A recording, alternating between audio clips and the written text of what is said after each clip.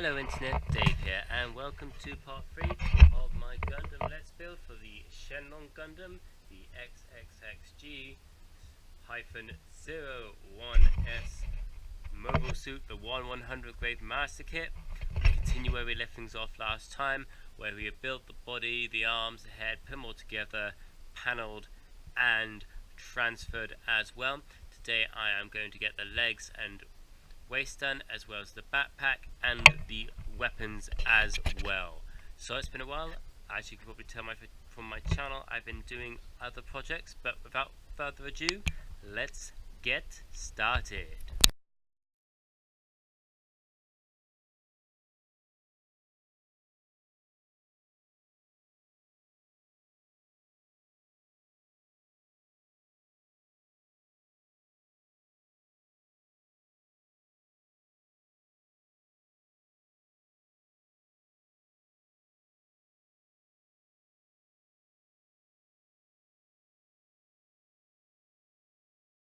Doing some experimentation in the time lapse, one at 16 speed and one at 8 times speed. The first few will be at the 16 type speed and the rest will be at the 8 times speed. For the rest of my Gundam videos going forward, which speed you prefer, the 8 or the 16? As the 16 does go a lot quicker, but you do miss a bit more of the detail, or the 8 goes a bit more slower, but you still get quite a bit of the detail rather than the as-built speed. Without the time lapse, this last bit of the build took me just over an hour to complete, which was a bit of a long slog for just the legs, waist, weapons and backpack. Anyway, just in case I forgot to tell you that the overall height of the Shenlong Gundam is 16.4 meters and its full weight is 7.4 tons. Its shield is simple in design, which has assets to the mobile suit's emphasis on melee combat. It can also be thrown as an offensive weapon. Think Captain America before Captain America. In this series, it does get access to a beam cannon, a weapon borrowed from the Tauros mobile suit. The beam cannon is a large handheld beam weapon. It possesses a high output and is capable of destroying a mobile suit in a single shot. So it is a very, very high powered rifle indeed. So we've had a bit about the Gundam, we've had a bit about the pilot as well. So I'm going to see what I can find on the creator of this Gundam, Master O. So Master O is the engineer and creator of the Shenlong Gundam and Rufei's mentor. Of imposing stature and spar build, the powerful and athletic Master O is an expert in many forms of martial arts, a skill he brings to his mobile suit he creates. His personality, nothing can really be said of his personality, as he has really been down and heard speaking. History. Master O was one of the scientists who designed the Torgeese, but abandoned completely it after they became disillusioned with Oz actions. They separate to different colonies before the Alliance shut off travel and communications between individual colonies. They separately constructed the Gundams out of Gundanium for the retaliation against Oz. He trained Rifu to be its pilot. Unlike the other Gundam engineers, he wanted his young ward to follow Operation Meteor, disregarding his wife's death, thus led a rift between Rifu and Master O. Nevertheless, Rifu refused to go through with the plan because his home colony was intended for the drop. Master O was eventually tracked down by Oz and captured, along with his fellow scientists and commissioned by Lady Yu to create mobile suits more powerful than the Gundams.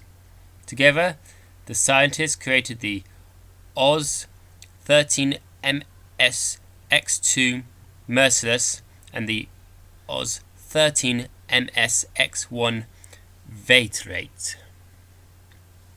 However, in secret, the scientists were also reconstructing Death Scythe and Shenlong. Duo Maxwell, the former pilot, stumbled upon this when he was infiltrating the lunar base. The scientists promised the Gundam would be complete in a month, but they needed to maintain their cover in the meantime. So therefore, Duo was to be captured. Master Oz had to beat him up for the sake of appearances. So that's a bit of the history about Master Oz. These legs and the waist are near enough finished. Let's have a close look at them. That's the legs and the waist done. Now they're going to get stickered and panelled off screen. Just a quick close up to give you a look at what it looks like unstickered and unpanelled. Now I'm moving on to the weapons, which includes the Dragon Fang, the shield and the trident.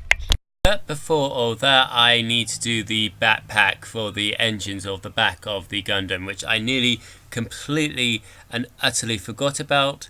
So here it is, being built in fast motion. And that's the backpack done. I nearly forgot about that. And that is on and done. That will also need to be stickered and panelled, which I'll do off screen. Now we're moving on to the weapons. The Gundam Ally is a unique compound which can be produced in the zero gravity conditions of space. In addition to its incredible strength, several times the strength and heat resistance of titanium, the Gundam Ally is electronically non-conductive and cannot be detected by radar. However, the material is expensive and difficult to manufacture, making it unfeasible for mass production. So that's a bit about them. There is the trident and the shield done. These will be stickered and panelled. The shield will be more panelled than the trident. Now moving on to the Dragon Fang bit. So that was a bit about the Gundam Ally there. Gundanium is created through the most advanced refining, fusing and detoxifying techniques which are only possible in space. The complex formula was first called GND, short for Genetic on Universal Naturally Different Ally. Later the suffix "n" was added to distinguish the ally from other similar allies that are being produced and developed on Earth. Gundanium was still superior to the composition because of its zero-G creative process. So yes, that is what Gundanium is. As you can see, at the moment I am building the Dragon Fang, the iconic weapon of the Shenlong Gundam. It is what sets this Gundam apart from the other ones. While Death Scythe has his scythe, Epion has the whip, Gundam Wing has the twin lance cannons, Sandrock has two massive swords, and finally Gundam Heavy Arms, which is all about the missiles and the long range combat. The Dragon Fang on this model once again is the non-extendable one, but I'll let you have a look at him as I finish him off, and then we'll have a closer look at this one. I've got all the panels ready for stickering. And there we have it, the Dragon Fang. So these bits extend like so, and this bit pops down there. chomp down on his enemies. These bits are the flamethrower bits. He is going to be panelled and transferred as well, and then I'll put them all together in a moment. Alright, so I have stickered and panelled the shield, the trident, and the dragon fang. I have panelled the legs, and I have obviously stickered and panelled the backpack and the top of the Shenlong Gundam. Time to put them together. There isn't many more stickers to go on the lower part, so I've decided not to put them on, as I don't want to, quite frankly. It's not going to make much difference. But if you guys want to see that, obviously let me know and I will get that done. The Dragon Fang will behave itself.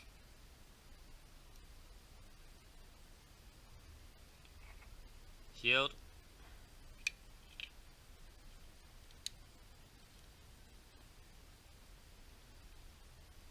And his arm.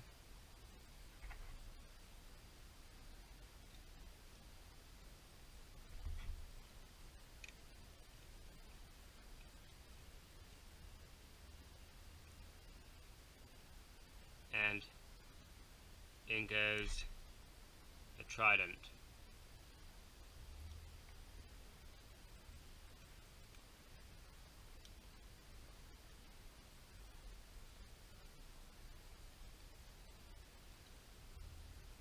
And there we have him.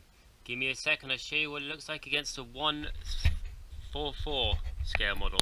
Here is the 1:4:4 scale of the Burning Gundam that we made earlier in the series, and here is the 1/100 scale Shenlong Gundam. As you can see, I have his Dragon Fang out because I just like the look of it that way, and I have his trident there as well, so he's all ready to go into battle. And as we turn him around, you see how epic he is looking. So that's it for this particular Gundam. There will be another Let's Build soon enough, and I will say this now, it's gonna be epic. Till next time, this is Dave. My Gundams keep on getting bigger and more complicated.